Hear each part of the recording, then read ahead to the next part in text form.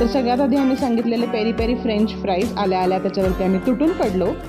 त्यानंतर आर्याला मोमोज आवडतात म्हणून हे पनीर स्टीम मोमोजसुद्धा आम्ही ऑर्डर केले होते.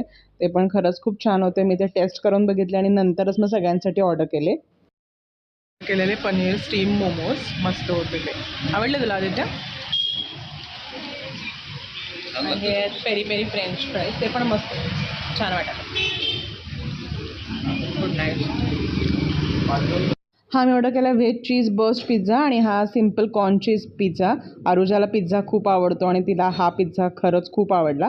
आदित्य म्हणतोय की डॉमिनोजपेक्षा त्याला हा पिझ्झा आवडला. येस, खरंच खूप छान होता इथला पिझ्झा.